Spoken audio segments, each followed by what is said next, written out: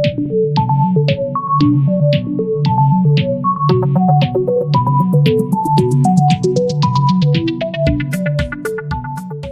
YouTube, I'm reviewing the Lenovo Yoga 920. This model came out in 2017. So we'll first look at the dimensions.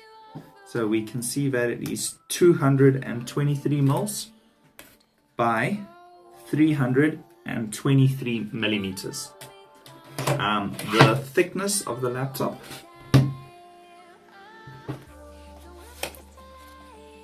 is 14 millimeters. 14 millimeters. Based on the scale. So it says 1.35 kilograms, excluding the clover connector. So 225 grams. So together, these two being a carry weight of about 4 kilograms. Very similar to the Ideapad I reviewed a while back. The Type-C charger is a 65 watt charger.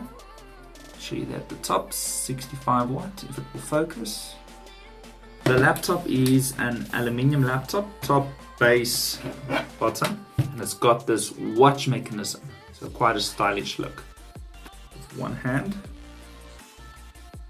there you go, see that you can open it up to about there. And then the unique thing of this laptop is it's got a 365-degree hinge. So you can use a touchscreen, folded intent mode, lie flat. Pad, it is 10.5 centimeters by 7 centimeters. So the Ideapad 5 had the same width, but it was a little bit skinnier. Keyboard. So the keyboard feels very similar to the Ideapad. So both being an Lenovo laptop, I think they used very similar keyboards here.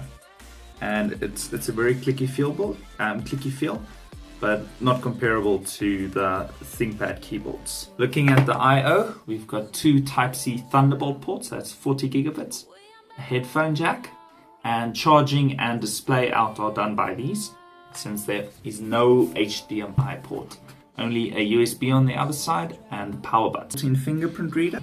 Top webcam is a 720p 1 megapixel webcam. Looking at the internals of the Yoga 920, it's got a Kaby Lake R i7 processor, so that's a 4-core 8-thread processor. A big step up from the previous gen, which were dual cores. It turbos up to 4 gigahertz, which this model does for about 10 seconds. And then stabilizes about 2.4, 2.5 gigahertz long term. My model has 16 gigs of DDR4 2400 megahertz RAM. You can get it with 8 gigs as well. Storage in here is a 500 gig NVMe drive, which the read speeds are about over 3000 megabytes and the writes are over 2000 megabytes. So pretty fast NVMe. There's only one drive slot available, and that's the only upgradability you can do.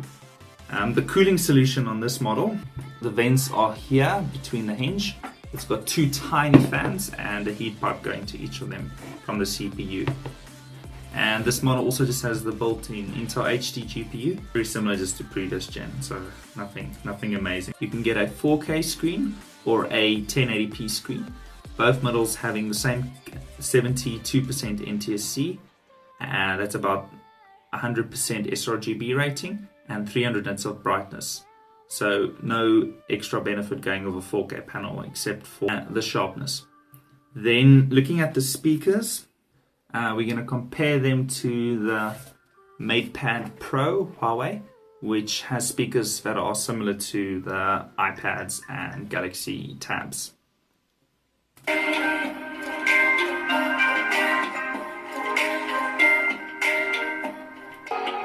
Max.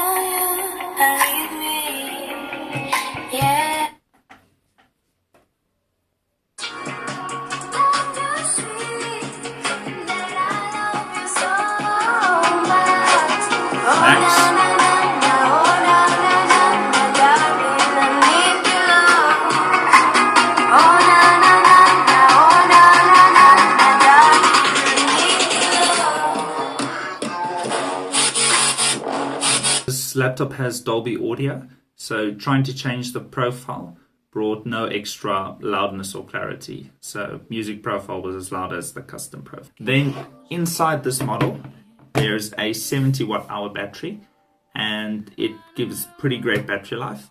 I would say it is comparable to my new laptop that I've got, the EliteBook 845 G7, and that only has a 53 watt hour battery, just proving the efficiency of Ryzen Mobile.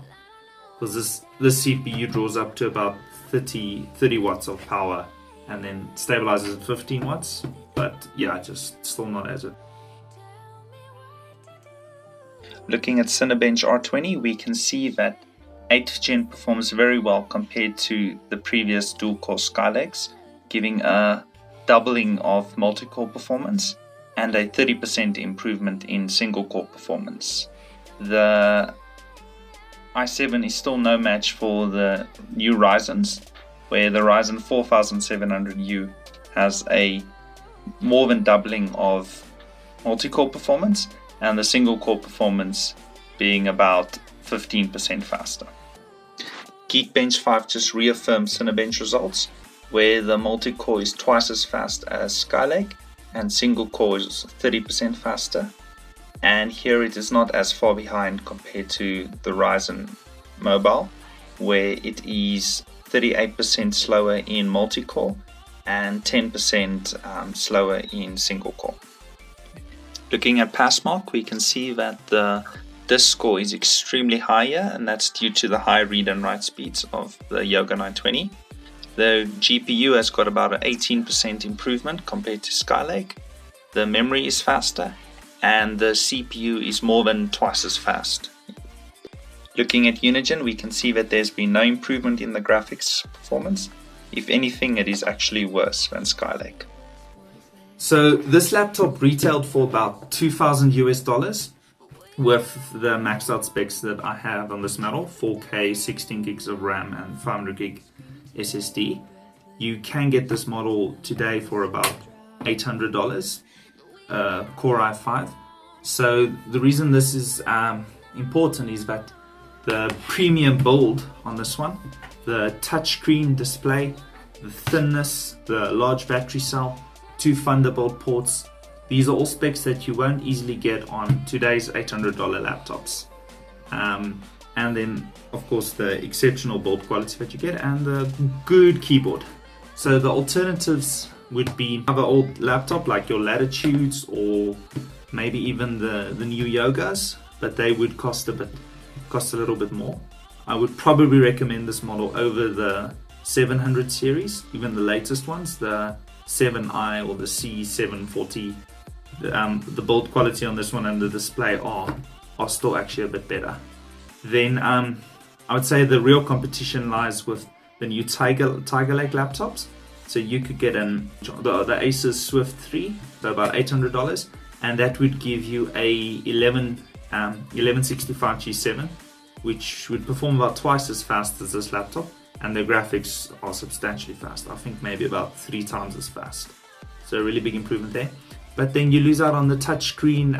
It's the 365-degree hinge.